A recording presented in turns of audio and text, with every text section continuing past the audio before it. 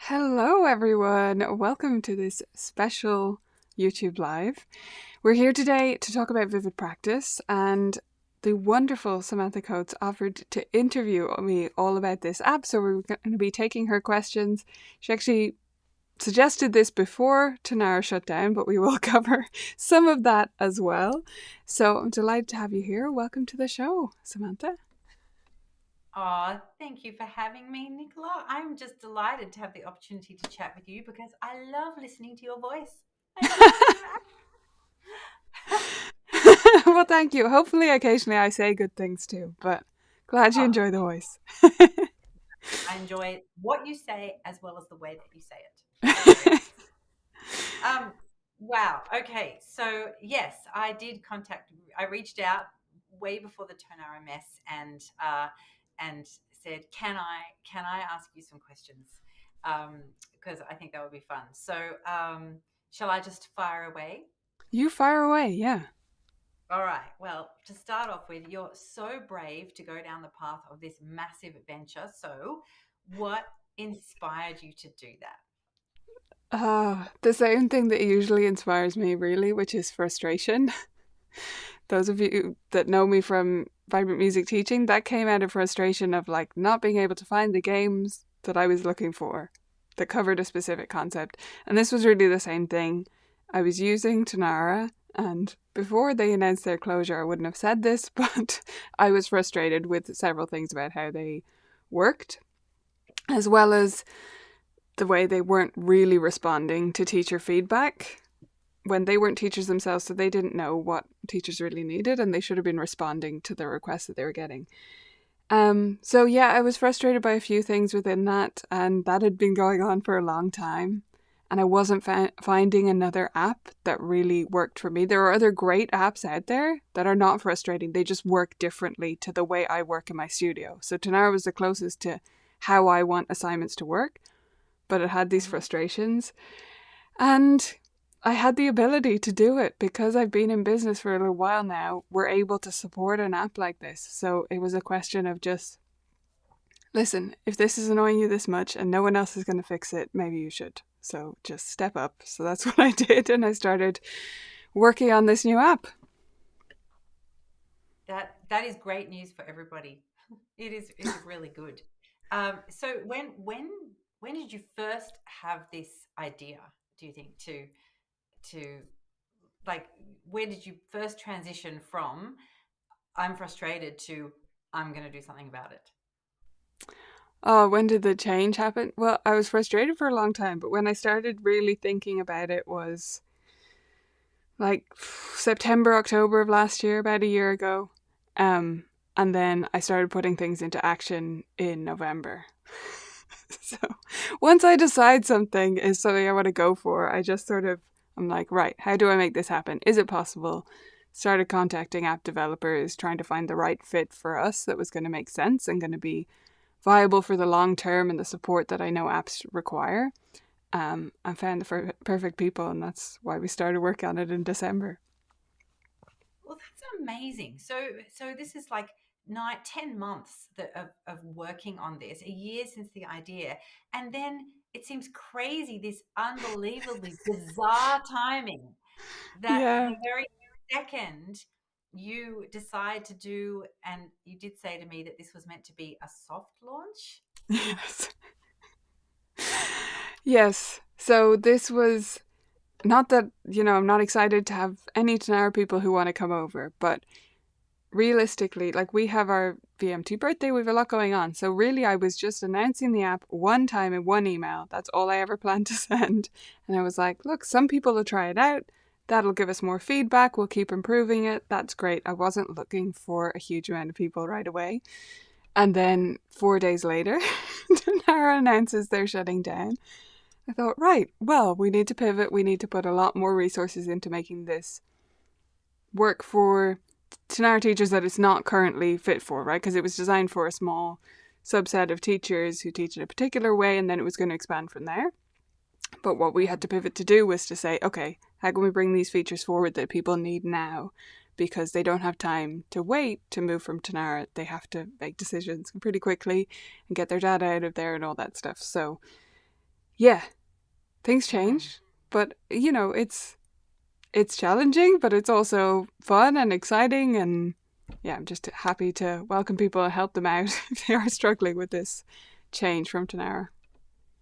That's amazing. So if you're going to be hopefully giving us a little demo of what uh, Vivid Practice does, there's now a whole lot of other features in the works. Is that what you're saying? That things you hadn't considered that you would do in, let's say, stage one, if you were to call this Mm-hmm. phase one or stage one or something, and now there's all these other things on your agenda, uh, or on your to-do list. Lucky you, as if you're not busy enough.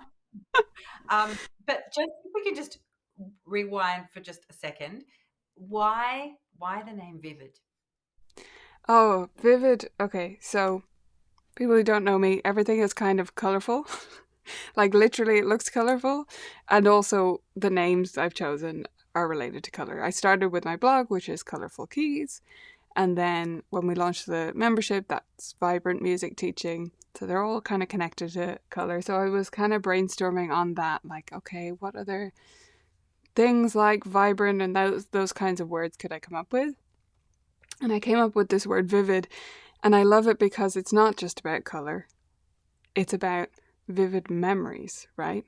And that's Mm, one of the main changes I want to see was how do we help students structure their practice in a way that creates more durable learning? In other words, more vivid memories of what they have just learned. So that's where it came together. And then, of course, I looked up the domain name and it was available, and that was just it sold.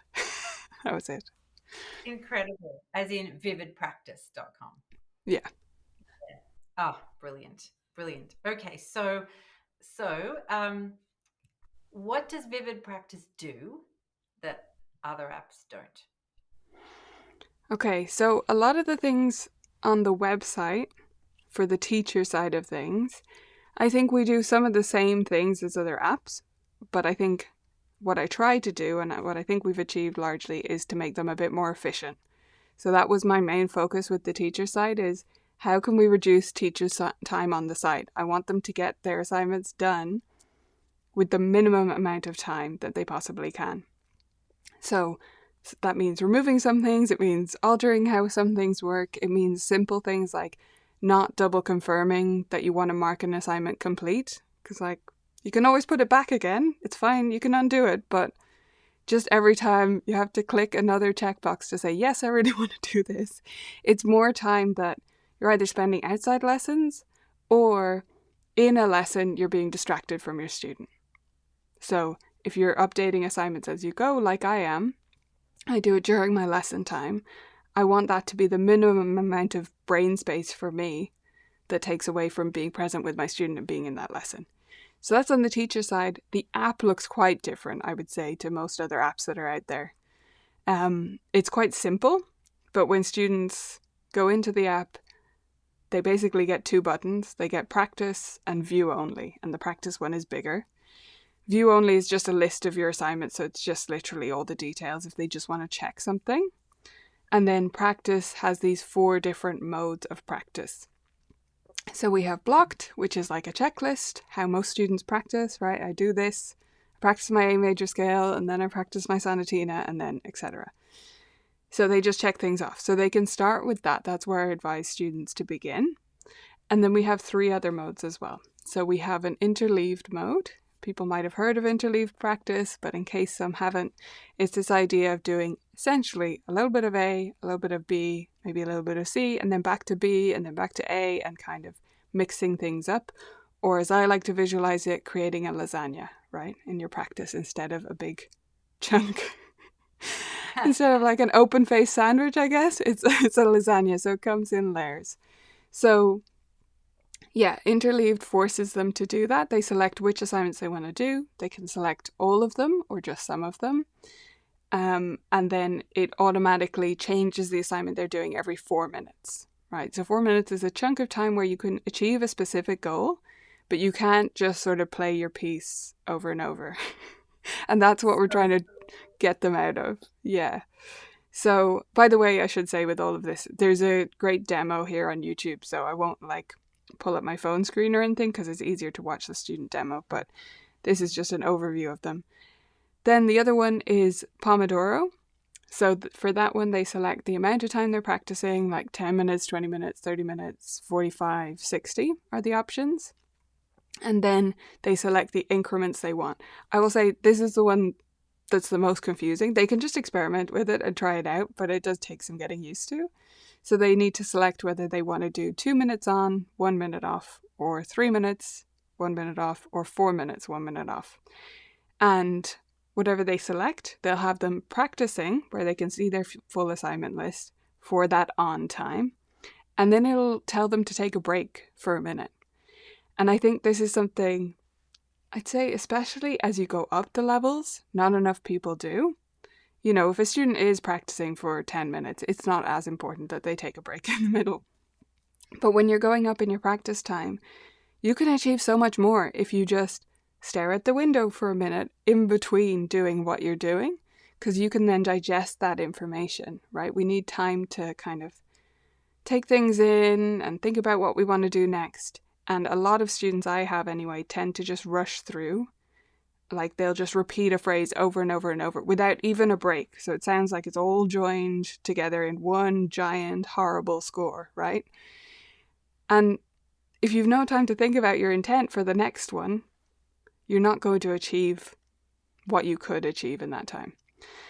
And then the last mode is focused, so that's just for one assignment. And it's kind of similar to Pomodoro in that it's some time on and then a 1 minute break, and it does it like that as well. But it's just one assignment. Like when you just have to focus on this piece that's way behind everything else for your exam, that's the mode you choose.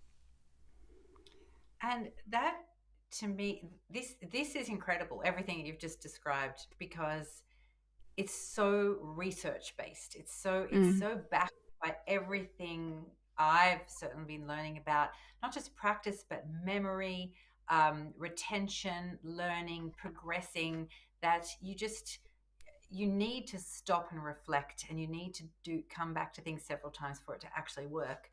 And so from what I've seen from other practice apps, this is what completely and utterly sets yours apart, because for the first time, rather than just getting a reward for practicing, which we're not going to, we'll come to discuss that in a moment. Yeah.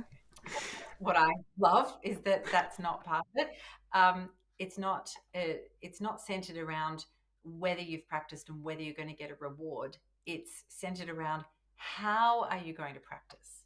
Hmm. I don't think there is a practice app out there that is actually giving you ways to practice that are research backed and creative and easy to access. This I'm so excited. This is very, very exciting. Yeah. It's really This part is what made it this big dream that I wanted to push towards. Like the frustrations had been going on a while, and that was mostly for the teacher end, honestly, for how it was working to organize assignments and to like assign them and stuff and mark them complete. All those little things. Those were the annoying things. But it was when I said to myself, okay, nobody's helping people do interleave practice. Like an app could do this so much better than us telling them could. And that's where I got really excited about creating the app and started moving forward. Yeah. Yes, for any teachers who are watching who've ever listened to any of the NCKP uh, sessions or MTNA sessions about practice, Barbara Fast is big on interleaved practice, and there's been so many sessions about Pomodoro practice and interleaved practice. We all know about blocked practice. That's what kids all do. And even I know when I'm practicing myself, it's so easy to just accidentally keep on playing and playing and playing. And Yeah. I was supposed to only practice line two, and before I know it, I've just got to the end because it's just it's hard. But if you've got an app there reminding you, a little timer going off saying no, change assignments Hmm. now, it's really cool. So this that sets vivid practice apart. What else sets vivid practice apart? As in, like, what else does it not do? That what else does it do that other apps don't, or and what does it not do that other apps do? Yeah. I'll start with the thing that it doesn't do that we aren't going to do. Because I want to put that out there right away. For people who are watching that they're like considering us and other apps and you're not sure and whatever. If this is a deal breaker for you, that's fine. I don't judge you. If you want this, that's fine. We're not going to add it. And that is the gamification, the points stuff. So Tonara had these points that you earned for practicing, and then you were ranked on a leaderboard in the studio. And some teachers have been asking us for that and saying their students really enjoy it. And I would, again, I'm not judging you, and if that's true for you, that's fine. Just take a moment and step back and make sure they're enjoying it for the long term, because that's not what I've seen. A lot of this goes back to like things that I've learned in a book which is called Punished by Rewards. I don't know if you know that book, Sam. Yeah. It's like the Bible. It really Yeah. is like Bible. It's so long. It's It's just so such a long. long. But Yeah. the overall message is short, which I'm sure you were about to say it. Yes. Yeah, the overall message is short and it is available on audiobook, which is how I got through it, by the way. So I don't think I could have. Well, it would have taken some serious dedication to read that in text, but while you're doing your gardening, it was very doable. But the overall message is that rewards seem like they're drawing people forward, seem like they're motivating people. But ultimately, when you are given a reward for doing a task, you learn that that task is only worth doing if you get a reward for it. And that's true for a minimum wage job, right? Like, we're not going to go volunteer to work in a supermarket. I'm not saying it's terrible, but we'd want to be paid for that. However, paying students, whatever you're paying them with, whether that's points or, a dollar box or whatever you have, that's teaching them that practice is done in order to get something for it. And they internalize that message. And any students I've had who have been really into the Tonara point system, they've been like practicing like gangbusters, like just great. And then they drop off a cliff and they don't practice at all. And they're way worse than any other student. And we know that learning a music instrument is a long game, right? A few months of great practice isn't going to do very much to get us to like a solid intermediate level where we can play the pop music we want to play or whatever their goal is. So it seems jazzy and fun in the beginning. It doesn't work in the long term. And that's backed up by research, but also what I've seen in my studio. So that's the thing we're never going to do. Yeah. I think that's fair enough. And if I could just chime in with what I've seen with my students, who it's a slightly different problem with always having the point system, and that is that Tonara needed to be actively listening to them in order to award them points and say, "Oh Yeah. yes, you've practiced." So then I had situations where students would say to me, I couldn't practice because I didn't have my phone. uh, that is not what you want. Or there was, or if the iPad or device wasn't available, they weren't going to get credit for that practice time, and therefore it wasn't worth doing. That was such a shame. So Yeah. we definitely were practicing without a device, which actually brings me to a question which I might just ask you now. What what can we do? Do you have any plans to address the common problem that parents are trying to get their kids away from devices, and that they might not want them using a phone for practice, no matter how wonderful the prompts are? What if parents really don't want them to? Is there a way to access a list of assignments without necessarily having the phone there? Yeah, absolutely. I'm going to comment on the first thing you said first, and then I'll answer that. Just because I often forget to mention this as a difference from Tonara, now that it's come up. Since I didn't use it in Tonara, that's why I forget to mention it. The other two things we're not going to add are the compare recording and the listening for practice. So those aren't happening either, just in case they're deal breakers for people. They were glitchy in Tonara, they're really hard to maintain, and I don't think there's a huge amount of value on them if you see practice the way that I do. So we can unpack that more, but just wanted to put that out there with the list of no's. So the thing that we are doing, there's two features that are in the works right now. And one of those is the ability to print out or save to PDF the assignments that are currently in a student's list. So you can be updating it during the lesson. You're adding assignments, you're marking them complete, you're doing whatever. And then at the end of the lesson, you can press print. This is about 3 to 4 weeks out is when you're going to be able to do this.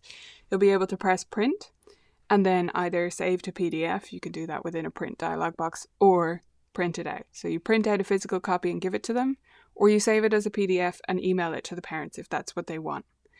What this will let you do is serve those families who want no screens at all involved in practice, and I know many of us have those, without doing what a lot of teachers are doing now, which is doing a completely different assignment system just for them. So I know teachers are doing a Google Doc for some family, and then Tonara for one family, and then some other system for another, and on, right?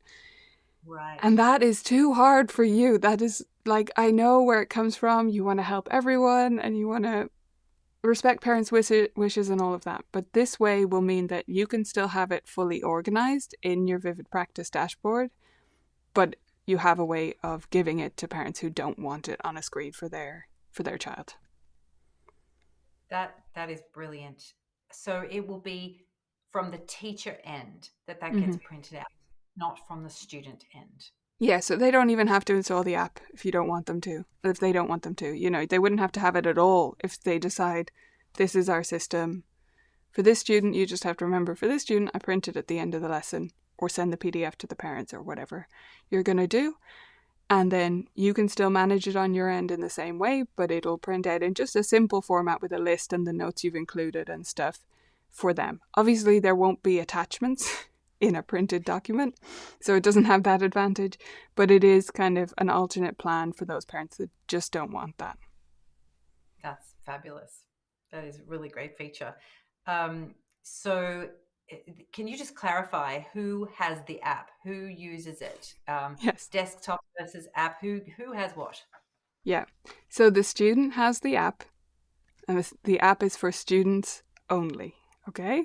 So the student installs the app on their phone. It works on Apple and Android, and they log in using the username and password you give them, which you set up in your dashboard. The teacher only uses the website, right? So teacher website, student app. They don't cross. The website is mobile responsive. So if you're watching this as a teacher who travels to students' homes, believe me, I've been there. It works fully. I've tested it. It works great. It loads faster than Tonara, not to keep bringing it up, but the Tonara app was quite awkward and often timed out, I found, in lessons, so I had given up on it when I was having to use my phone. So yeah, the website works great on your phone, so just open it in your browser, but only the students use the app. That makes a lot of sense. And I mean, you and I were both avid Tonara users, so it makes sense to kind of be doing a bit of a compare and contrast, which is kind of what we were going to avoid when we first talked about this Yeah. interview, isn't it? But then it became sort of okay. Um, um, now, in so um, given that Jennifer Fox just put up a video today in the Tonar Experts group about what she's finding, she mentioned something, and I wanted to ask you about this. That Tonara was working behind the scenes for some companies to work out a way to export repertoire. So Yeah. for all the Tonara users out there, did you hear that? And what do you have to say about that? I still don't know of a way to do that.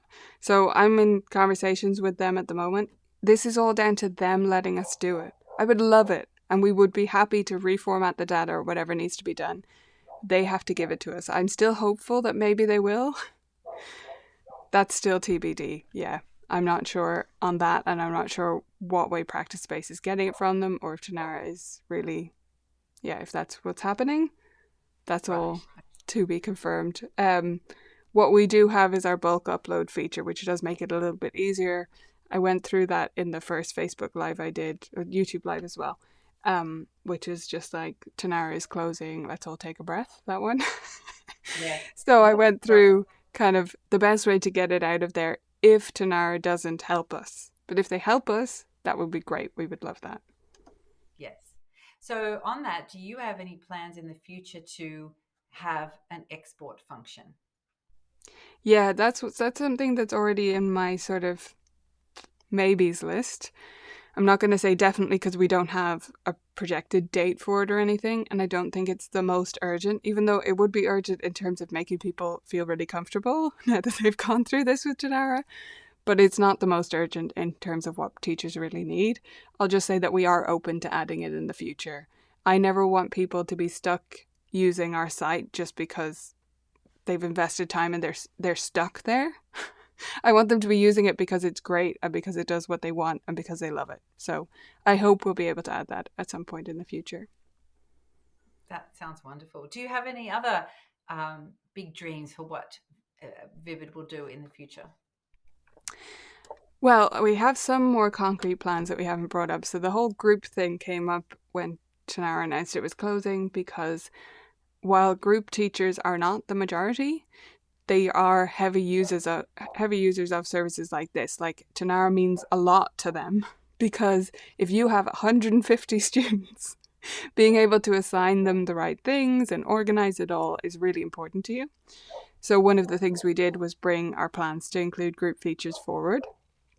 So the group assignment, so being able to assign the same thing to multiple students in one go, like you create a group and they all get the same things, while still also, in our case, being able to assign them individual things. So you could have, say, a theory class where they all get the same assignments from that, but they still get individual assignments in their solo lessons, as an example.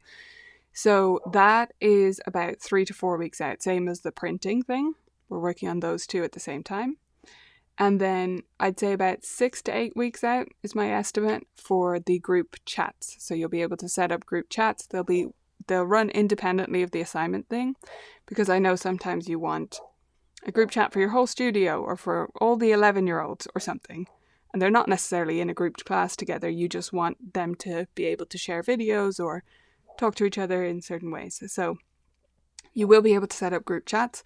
One of the changes we've already made to prepare for that down the track is that the teacher can delete not just their own messages in the chat, but also student messages. So that's Oh, your option for if something goes, if a student says something that they shouldn't have said because they don't know any better, or, yeah, post something in the wrong place, you'll be able to delete it. So they can delete their own message. You can delete any message in the chat. thank you for that. It's so important because we essentially become little like group moderators. Every Yeah. time you create a chat with a student, that's not just between you and the student. If there's anyone else involved, we are really responsible for moderating that chat Mm. um, because we're the adult in that situation. So, yeah. Um, So you that's going to be a fantastic feature. So there will be group chats, and obviously there is an individual chat between the teacher and student, That and already exists, yeah. ways to attach audio, video, that sort of thing, Yeah, photos. well, you can already attach. So in the chat, in the assignments, you can attach audio, video, whatever. In the chat, you can already attach video or images. My suggestion is always just to take a video with no picture for now if you want just the audio. So just point the camera down. We'll add audio. That's one of our upcoming things. It's a smaller item on our list. Um, for now, you just point the camera away if you want to take audio only, but you can already do video and images. Okay. So it kind of, I used to say to my students about the Tonara chat, it worked like WhatsApp. So is it a little bit, it's going to be similar to that. Yeah, it's very similar. Yeah. Yeah. That is just fantastic. About actual functionality, I have a couple of questions for you. So, does a teacher prescribe a certain practice mode or block a certain practice mode?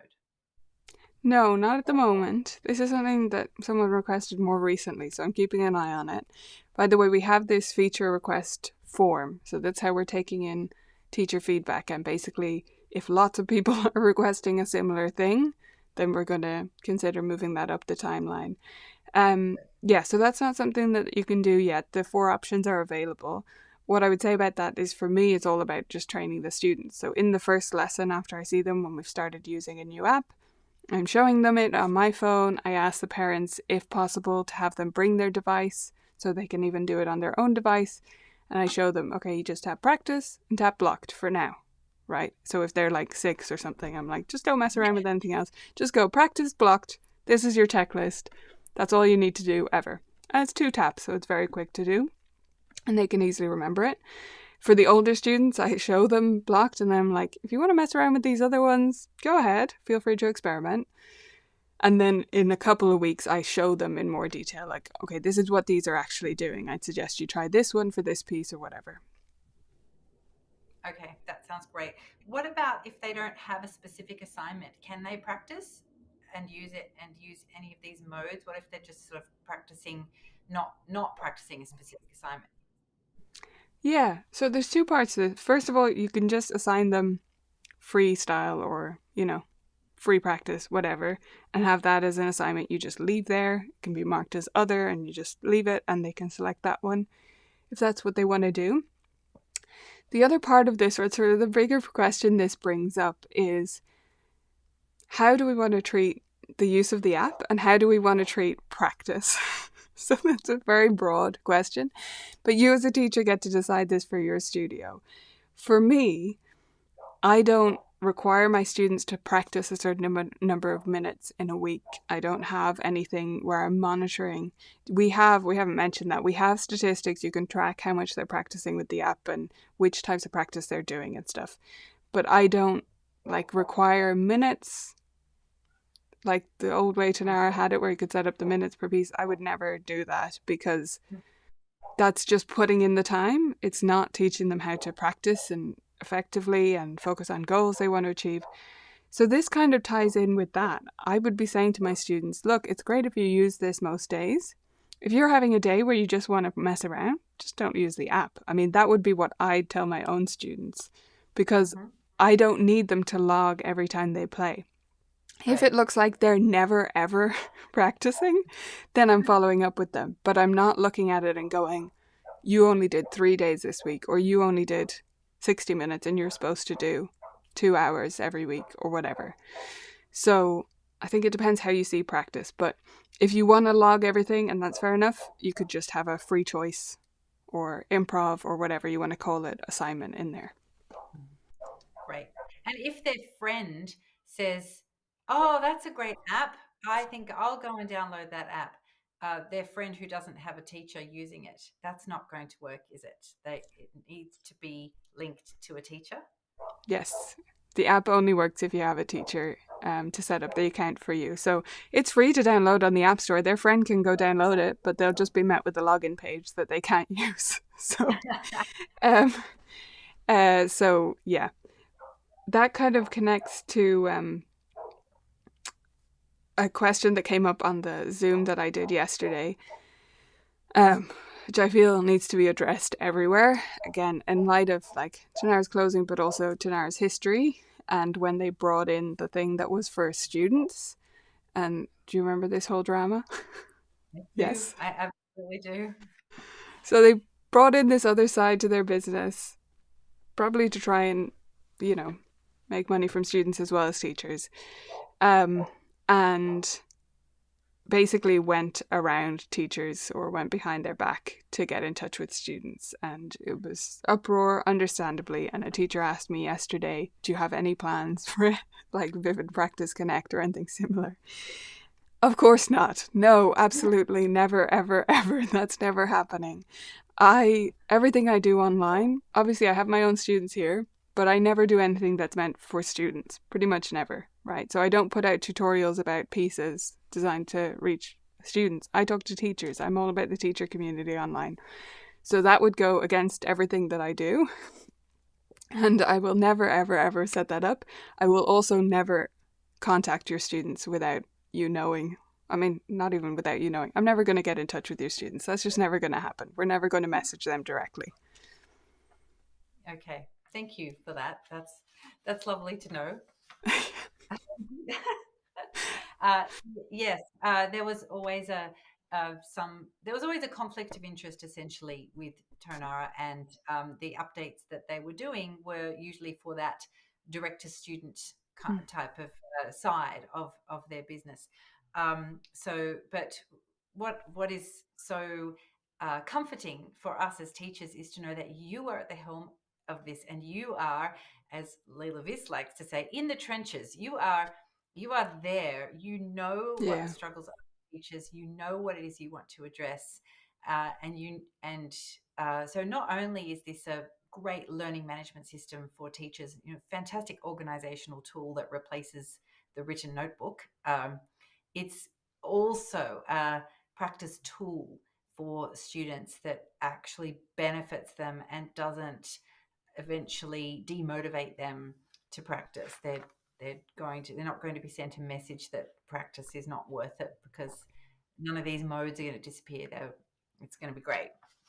Yeah. Yeah, Yeah. it's going to be fantastic. I am so excited and thrilled. Thank that you have done this, and because it's you, I have a lot of respect for Nicola. Amazing. It's really, really good. I just did think of one more question in terms of with students using it and needing a teacher. If the student then stops having lessons or stops learning from that teacher, does that mean then the app will become inactive for them? Yeah, I mean, that's up to you. So this part is similar to Nara in that you can deactivate them. So if you think they might come back, you can just deactivate them and save all their history. That does mean they still count towards your total student count. So if you're like, you've an account up to 25 students, they'll still count towards that when they're just deactivated. Or you can Mm, delete them and then you get that kind of seat back for your yes, student. Yeah. So that's up to the teacher. yes. So, in terms of just on that, in terms of pricing, you've gone with a model that's not per student, but kind of per block of students in a Mm-hmm. way. And is that based on your experience of kind of average studio sizes? Yeah, it's based on increments that made sense. The first thing I wanted to do was to have this really low cost level that's up for up to 10 students because I know there are a lot of teachers out there that a lot of these tools are just off the table for them because they have 7, 8, 9 students or even 2 students or 3 students. Like they're still really invested in teaching and they want to do great things for that student, but they can't possibly support a bigger subscription that's designed for a studio where you have 30 students or something. So I chose that first level based on that, and then the next increments are just based on sort of stepping up that based on average studio sizes, as you say, and what might make sense for people. I hope all the plans feel very affordable to anyone who has the number of students that fits in that bracket. I think with the amount of planning time, like the organization time and stuff that it saves you, I think it's well worth it if you can even considered it per student per month. And then we do have annual plans, which I think some of the other apps don't have. So those are essentially 12 months for the price of 10. So you can save a little bit more if you want to do it that way. Yeah, that is great. Oh, brilliant. Um, so I can't think of any more questions, but I just um, wanted to say, if you were going to sum up how what you would call this application, because it's not just a practice app, and it's Mm. not just a teacher organization app. So, what do you call it? That's a difficult question. I think like you can use the title of like learning management. I think that sometimes that sounds a bit stuffy or something. It's a way of organizing assignments. It's not a studio management because we're never going to get into the business side of things. I think there are other websites that do that excellently, and I don't want to clutter a site.